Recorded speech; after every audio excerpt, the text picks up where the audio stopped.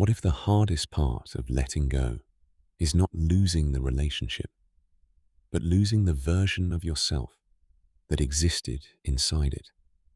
August 27th through August 28th, 2026, brings a full moon in Pisces alongside a partial lunar eclipse in Pisces, offering a symbolic lens for endings, grief, emotional closure, and identity change.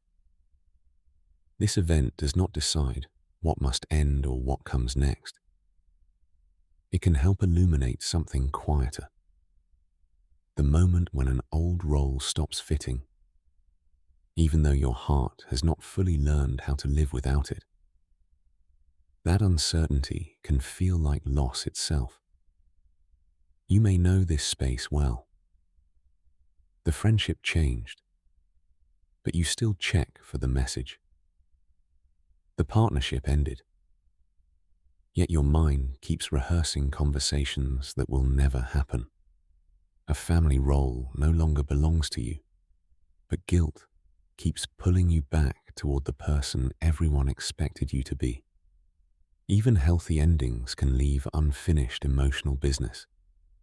There may be no apology, no final explanation, no perfect understanding, and no clean moment when the past officially releases you. That can make people believe they are failing to move on, when they are actually standing inside a transition period. Temporal and threshold cycles offer a useful way to understand that in-between experience. Across mythic traditions, initiation rites, and ancient timing philosophies, thresholds were rarely treated as meaningless gaps. They marked the passage between one role and another, where the previous identity had been loosened before the next identity became secure. Modern life often expects instant replacement. End the relationship, find closure, become stronger, move forward. But human transition is often slower. A threshold can hold grief, relief, confusion, memory, and possibility at the same time.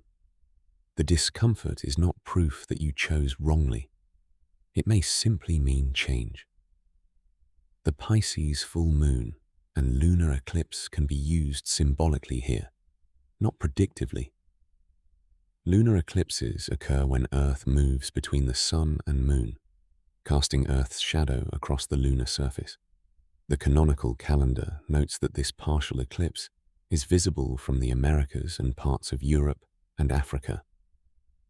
That geography does not assign emotional meaning or personal outcomes. As a symbolic frame, however, an obscured moon can mirror the experience of seeing an ending imperfectly. Enough has changed to know you cannot return, but not enough has formed to show you exactly who you become next afterward. Consider someone who spent years being the peacemaker in their family. They answered every call, softened every conflict, translated everyone's feelings, and carried responsibility for keeping holidays calm. Then they stop volunteering for that role. Nothing dramatic happens, yet the silence afterward feels unsettling. Without constant mediation, they are forced to ask who they are when harmony is no longer their assignment. The grief is not only about changing family dynamics. It is also grief for an identity that once provided belonging, usefulness, and a clear place in the system. Release can therefore feel strangely lonely before it feels freeing. Consider a long-term partnership that ends without betrayal or explosive conflict. Two people simply recognize that the relationship they built no longer fits the people they have become. That kind of ending can be difficult because there is no villain to blame and no dramatic story to organize the grief. One person may keep searching for a final reason that makes separation feel justified. But sometimes closure is not discovering a better explanation. It is accepting that something meaningful can be complete without becoming meaningless. The relationship mattered. The ending can matter too. without erasing what came before it entirely. Consider the friend who outgrows a social circle built around an earlier version of themselves.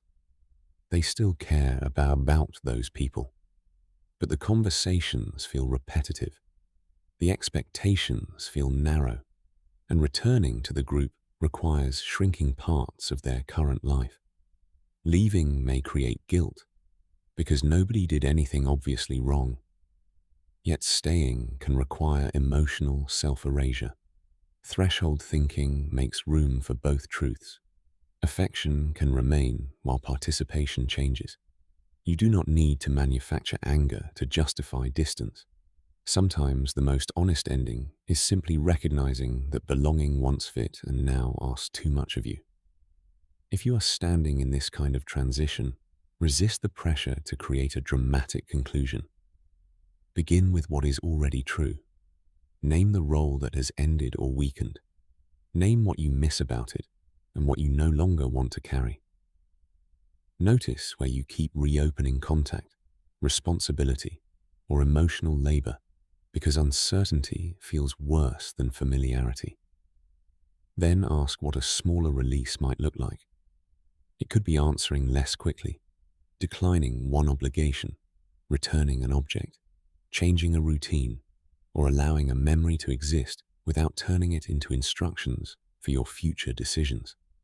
Over time, the goal is not to become untouched by what ended. It is to become less governed by the role you played inside it. You can remember someone without rebuilding the relationship. You can love your family without resuming every responsibility they once handed you. You can honor an older version of yourself without asking that version to make today's choices.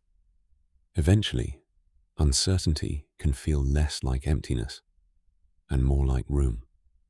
Not because you know exactly what happens next, but because you no longer need the past to provide permission for the person you are becoming now quietly. What relationship role or former identity are you still carrying? Because releasing it would force you to meet yourself without the old script. You do not need a perfect ending to stop living inside a chapter that has already changed beyond your control. If this helped you recognize an unfinished transition, share it with someone learning to release without certainty, and subscribe for more prophecy, pulse reflections on relationships, timing, and patterns. Go deeper with the pattern that runs your life. When you are ready to explore your symbolic timing, continue at www.auriscodex.com.